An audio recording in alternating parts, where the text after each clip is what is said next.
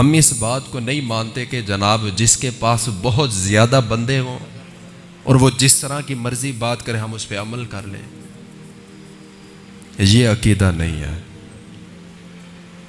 ابھی یہ net work کا دور ہے، سوشل میڈیا کا دور ہے. کوئی بھی بندہ سوشل میڈیا پر منہ اٹھا کے بات کر دے، یا کوئی بندہ یہ کہہ دے کہ جی فلاں بندہ جو ہے وہ ایک دن میں کئی 100 بندے مسلمان کرتا ہے.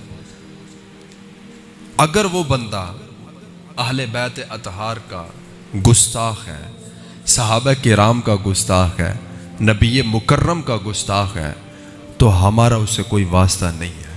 وہ ہماری نظروں میں بالکل ذرہ برابر بھی نہیں ہے. اگر کوئی گستاخ رسول ہے تو اہل سنت و جماعت اس شاکان مصطفیٰ کا چھوٹا سا بچہ جو ہے اس کی جوتی کے بھی برابر وہ بندہ نہیں ہے جو مسلمان جتنا مرضی کر رہا ہو. اگر اہل بیت کی محبت نہیں ہے تو وہ بندہ کسی کھاتے میں نہیں ہے.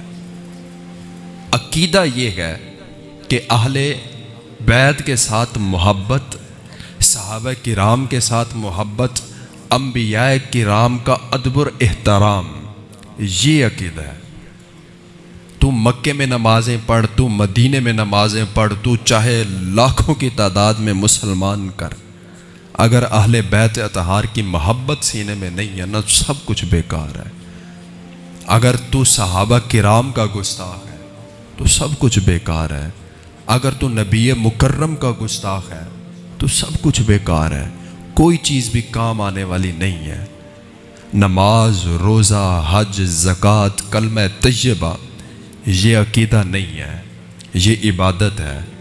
اور عبادت جب قبول ہوگی کہ عقیدہ صحیح ہونا چاہیے. عبادت تب قبول ہوتی ہے جب انسان کا عقیدہ صحیح ہو.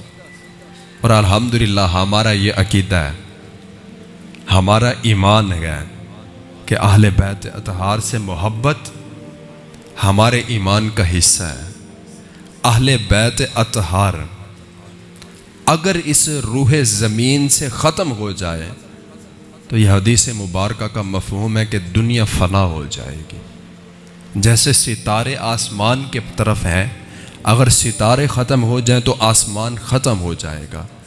ایسے ہی اگر زمین سے اہل بیت اطہار جو آج ہمارے پاس سادات کی شکل میں موجود ہیں، اگر یہ ختم ہو جائیں تو زمین ساری کی ساری ختم ہو جائے گی. اور ہمارے نبی کریم رؤوف الرحیم صلی اللہ تعالی علیہ وسلم، آپ نے دین کی جو بھی خدمت کی کچھ نہیں مانگا، صرف کیا کہ میرے قرابت داروں کے ساتھ مودت کرتے رہنا. اگر وہ پریشان ہو تو ان کی پریشانی کو دور کرنا.